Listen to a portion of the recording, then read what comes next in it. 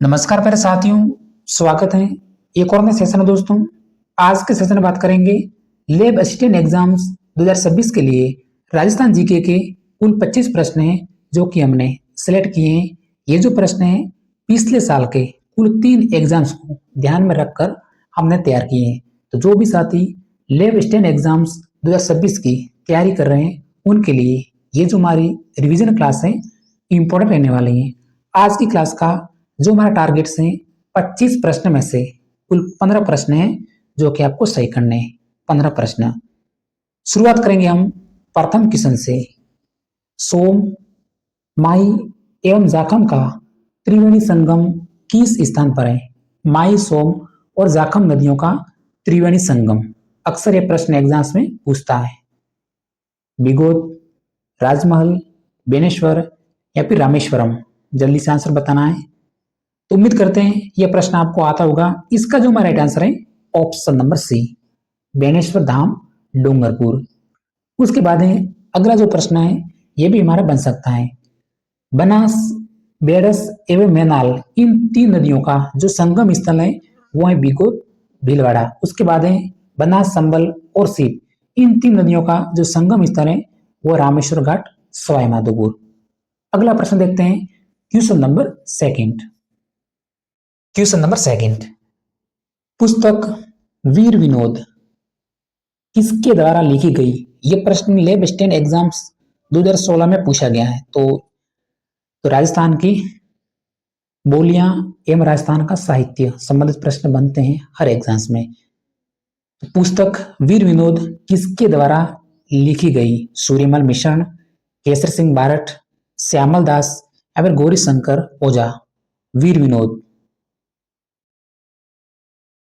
तो यहाँ पे जो हमारा राइट आंसर हो गया ऑप्शन नंबर सी, कवि राजा श्यामल दास। ऑप्शन नंबर सी है अगला प्रश्न। क्वेश्चन नंबर थर्ड, राष्ट्रीय बीजीय मसाला अनुसंधान केंद्र स्थित है।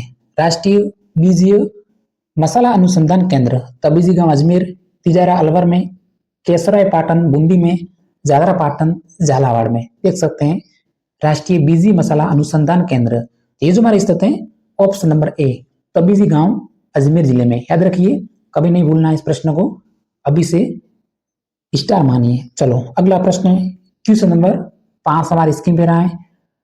नवीन राजस्थान नामक समाचार पत्र के संस्थापक कौन थे? नवीन राजस्थान, बाद में इसका जो नाम दिया गया था वो दिया तरुण राजस्थान। तो देखिए ये जो पत्र राजस्थान में बेंगू किसान आंदोलन को राजस्थानी राजनीतिक मंच प्रदान करने वाला पत्र रहा है नवीन राजस्थान। तो इसके जो संस्थापक थे वो थे ऑप्शन नंबर सी, राजस्थान के किसान आंदोलन के जनक विजय सिंह पथिक। ये इसके संस्थापक थे। नेक्स्ट क्वेश्चन, क्वेश्चन नंबर 6 हमारी स्क्रीन पे रहा। राजस्थान का प्रसिद्ध औद्योगिक शहर कोटा किस नदी के तट पर स्थित है? प्रसिद्ध औद्योगिक शहर कोटा कौन सी नदी के तट पर स्थित है? संबल, पार्वती, काली सिंध या फिर बनास। कोटा पूछा है तो उम्मीद करते हैं ऑप्शन नंबर ए हमारा आंसर हो गया संबल नदी। चलो अगला प्रश्न देखते हैं जल्दी से। तो प्यारे साथियों, अगर आप लैब असिस्टेंट एग्जाम्स 2026 की तैयारी कर रहे हैं तो ये जो हमारा प्रैक्टिस सेट 2 है, इससे पहले एक वीडियो है जो कि हमने अपलोड करके रखा है।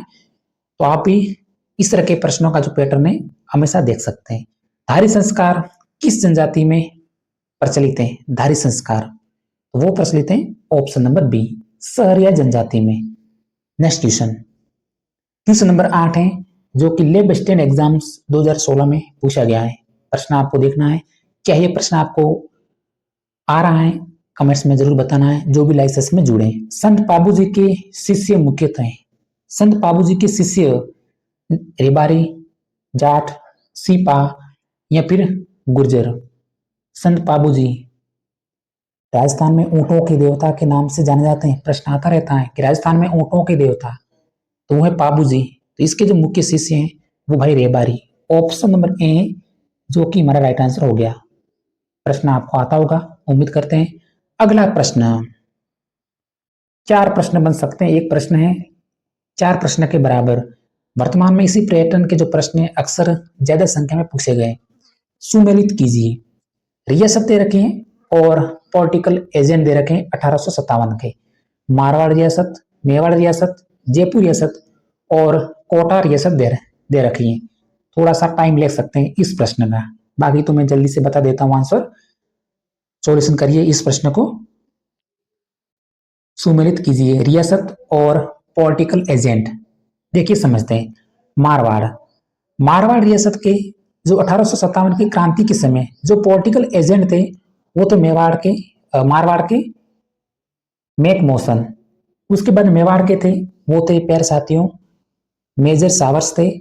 जयपुर के थे कर्नल ईडन थे और कोटा के थे वो थे मेजर बर्टन। तो इस तरह से ऑप्शन बन रहे हैं, फर्स्ट का ए, सेकंड का बी, थर्ड का सी और फोर्थ ऑप्शन का डी। तो देखिए फर्स्ट का ए इसमें भी है, इसमें फर्स्ट का सी कैंसिल हो गया, ये इसमें देखिए फर्स्ट का डी था तो ये भी कैंसिल हो गया। अब हम देखते हैं मेवाड़ मेजर सावर्स, सेकंड का बी। यहाँ पे देखिए सेकंड का बी आ रहा है, यहाँ पे सेकंड का सी आ रहा है। तो राइट आंसर कौन सा हो गया? ऑप्शन नंबर डी को लॉक कर देना है। ऐसे भी हम आंसर दे सकते हैं। रीट मुख्य एग्जाम्स 2026 में पूरे के पूरे प्रश्न इस तरह के पूछे गए हैं। तो लेब असिस्टेंट एग्जाम्स में ध्यान रखना, ऐसे प्रश्न देखने को मिलेंगे जरूर आपको। नेक्स्ट प्रश्न है क्वेश्चन नंबर 10। 11वीं सदी का प्रसिद्ध सास बहू का मंदिर। अगर आता है तो तुरंत आंसर आपके मन में आ गया होगा, ये तो आपको नहीं देखना है। 11वीं सदी का प्रसिद्ध सास बहू का मंदिर तो ये स्थित है ऑप्शन नंबर ए, उदयपुर जिले में। नेक्स्ट क्वेश्चन, क्वेश्चन नंबर 11 हमारी स्क्रीन पे रहा है। खानवा के युद्ध में बाबर के विरुद्ध सांगा की सहायता के लिए किसके नेतृत्व में मारवाड़ी सेना भेजी गई? जी बिल्कुल, सुमन, लता, सुभाष सभी का स्वागत है हमारे लाइव सेशन में। रोजाना हमारी क्लास से आप जुड़ सकते हैं और अपनी तैयारी को शानदार लुक दे सकते हैं। तो खानवा में बाबर के विरुद्ध सांगा की सहायता के लिए किसके नेतृत्व में मारवाड़ी सेना भेजी गई? वो भेजी गई थी ऑप्शन नंबर बी, मालदेव के नेतृत्व में। Option number B. अब आपको थोड़ा सा याद रखना है खानवा का युद्ध को, जो कि इंपॉर्टेंट युद्ध था। तो यह युद्ध हुआ था 17 मार्च 1527 ईस्वी में मुगल शासक बाबर और राणा सांगा के मध्य। तो इसकी तिथि एक बार जरूर याद रखें, 17 मार्च 1527। Next question, question number 12। Class को स्किप मत करना क्योंकि इंपॉर्टेंट क्लास है। जयपुर ने जय सिंह द्वितीय को सवाई की उपाधि दी। जय सिंह द्वितीय को सवाई की उपाधि अकबर ने, जहांगीर ने, औरंगजेब ने या फिर फर्रुख सियर ने जय सिंह द्वितीय को सवाई की उपाधि तो ये दी थी ऑप्शन नंबर सी, औरंगजेब ने। नेक्स्ट प्रश्न, क्वेश्चन नंबर 13 हमारी स्क्रीन पे रहा। 2 अक्टूबर 1959 को भारत में पंचायती राज व्यवस्था का उद्घाटन कहां पर किया गया? 2 अक्टूबर 1959 को भारत में पंचायती राज व्यवस्था का उद्घाटन, क्योंकि भाई राजस्थान से हुआ था तो प्रश्न बनता है पटवार, आरएस, पीएसआई, वीडियो 2011 में पूछा जाने वाला प्रश्न है। तो 2 अक्टूबर 1959 को भारत में पंचायती राज व्यवस्था का जो उद्घाटन हुआ था वो था Bagdari Nagaur. Option number A right answer हो गया। नेक्स्ट क्वेश्चन, क्वेश्चन नंबर 14 हमारी स्क्रीन पे रहा। राणा कुंभा को निम्नलिखित वाद्य यंत्रों में से किस वाद्य यंत्र में दक्षता हासिल थी? लेब असिस्टेंट एग्जाम्स 2016 में पूछा गया, हमने सेलेक्ट किया है। क्या यह प्रश्न आपको आ रहा है? उम्मीद करते हैं यह प्रश्न आपको जरूर आता होगा। राणा कुंभा को निम्नलिखित वाद्य यंत्रों में किस में दक्षता हासिल थी? सितार, गिटार, वीणा या फिर सारंगी? दक्षता हासिल थी वो थी वीणा में। ऑप्शन नंबर सी है, लॉक कर देना है। अगला प्रश्न, क्वेश्चन नंबर 15 हमारी स्क्रीन पे। निम्न में से गलत युग्म कौन सा है? राजस्थान की प्रमुख हस्तकलाएं दे रखी है और उनसे संबंधित जिले दे रखे हैं। Usta Kala Bikaner, blue pottery Jaipur, black pottery Kota दे रखी है और बंदेज जयपुर। इनमें से जो सबसे इंपॉर्टेंट प्रश्न कौन सा है वो भाई बी का है, ब्लू पॉटरी। इसका जो ब्लू पॉटरी जो आपने नाम सुना होगा कृपाल सिंह शेखावत का, तो वो ब्लू पॉटरी जयपुर से संबंधित है। तो आपको याद रखना है पुस्तक कला बीकानेर की है, ब्लू पॉटरी जयपुर की है, ब्लैक पॉटरी कोटा बिल्कुल सही है। उसके बाद बंदेज है जो कि जोधपुर की प्रचलित है, न कि जयपुर की। तो ऑप्शन नंबर डी है हमारा राइट आंसर हो गया, बंदेज जोधपुर की है। नेक्स्ट क्वेश्चन, क्वेश्चन नंबर 16 हमारी स्क्रीन पे है। ये प्रश्न थोड़ा सा लेवल का हो सकता है आपके लिए, अगर इसका आंसर आ रहा है तो अपनी तैयारी का लेवल भी समझ सकते हैं। सर्वाधिक क्षेत्रफल वाली या सबसे बड़े अपवाह क्षेत्र की दृष्टि से राजस्थान की नदी प्रणाली का अवरोही क्रम कौन सा है? राजस्थान की नदियों का अवरोही क्रम पूछा है। आरोही क्रम, बढ़ते क्रम, अवरोही क्रम का मतलब होता है घटते क्रम। पहला आपको नदी पता करने की सर्वाधिक क्षेत्रफल और अपवाह की दृष्टि से सबसे बड़ी नदी कौन सी है ढूंढिए। इसमें देखिए, इसमें संबल, इसमें भी संबल है, इसमें संबल है और इसमें बनास दे रखा है।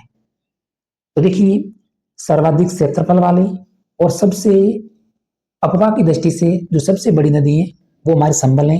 दूसरा नंबर लगता है लूणी का लगता है, उसके बाद माई है और बनास है। ये इसका अवरोही क्रम है, यानी घटता क्रम है। संबल, लूणी, माई, बनास। त्रिक आपको याद रखना है, चलो माही, इस तरह से आप याद रख सकते हैं, चलो माही, ताकि आपको याद रहे प्रश्न। Option number C. अगला प्रश्न, क्वेश्चन नंबर 17, इंपोर्टेंट मान सकते हैं इस प्रश्न को। हुरडा सम्मेलन किस रियासत में था? अक्सर हमने ये तो बताया कि हुरडा सम्मेलन का जो आयोजन हुआ था 17 जुलाई 1734 ईस्वी में, 17 जुलाई 1734 ईस्वी को, तो किस रियासत में था? तो यह था मेवाड़ रियासत। ऑप्शन नंबर सी है हमारा राइट आंसर हो गया। एक बार इसको थोड़ा सा पढ़ लेते हैं।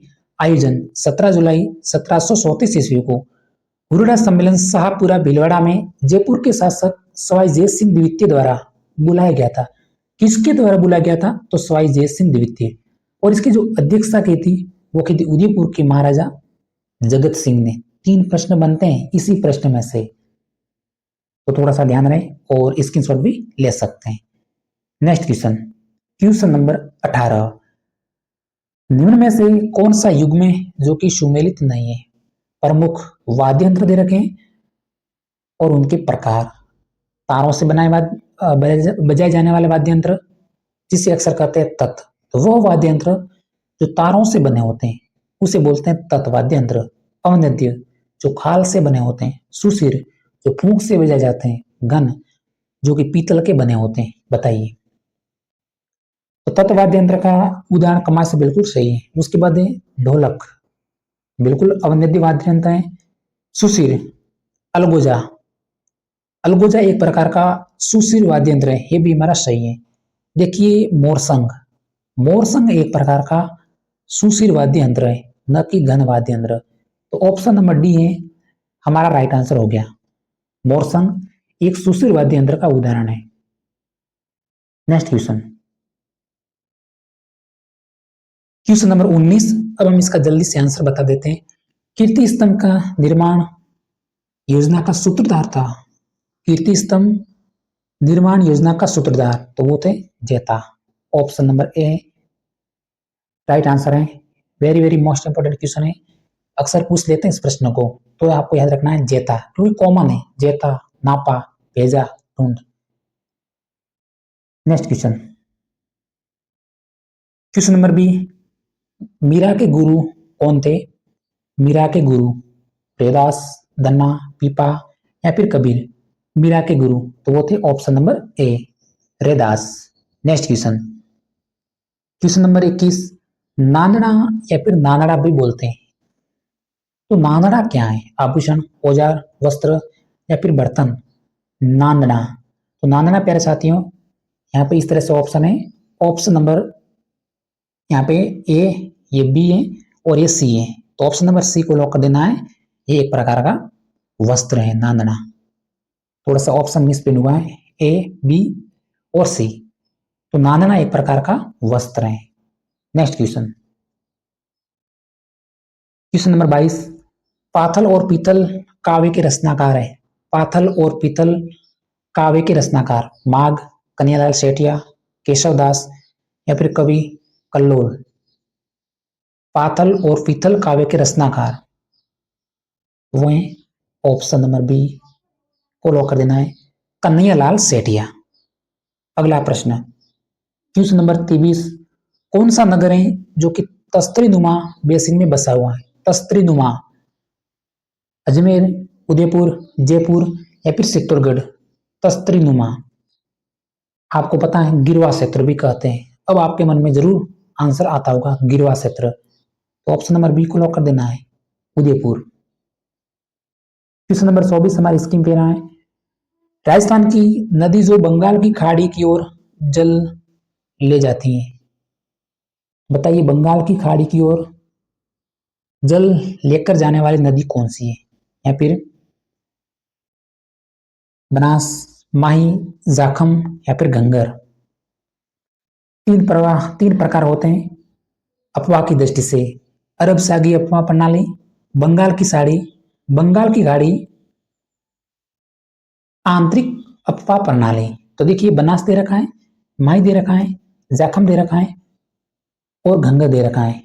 तो देखिए घंगर, घंगर एक आंतरिक अफवाह प्रणाली नदी का उदाहरण है, तो यह तो कैंसिल हो गया।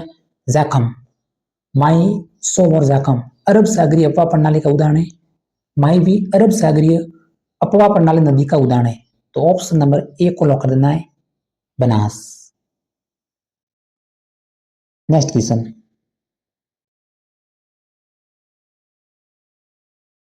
आज की क्लास का हमारा अंतिम प्रश्न है, जोधपुर का प्रथम शासक जिसने मुगलों की अधीनता स्वीकार की? जोधपुर का प्रथम शासक जिसने मुगलों की अधीनता स्वीकार की, तो वो थे ऑप्शन नंबर सी, मोटा राजा उदय सिंह। तो प्यारे साथियों, आज की क्लास में हमने कुल 25 प्रश्न देखे। उम्मीद करते हैं यह क्लास आपको पसंद आई होगी। इसी तरह मिलेंगे अगले सेशन में। धन्यवाद।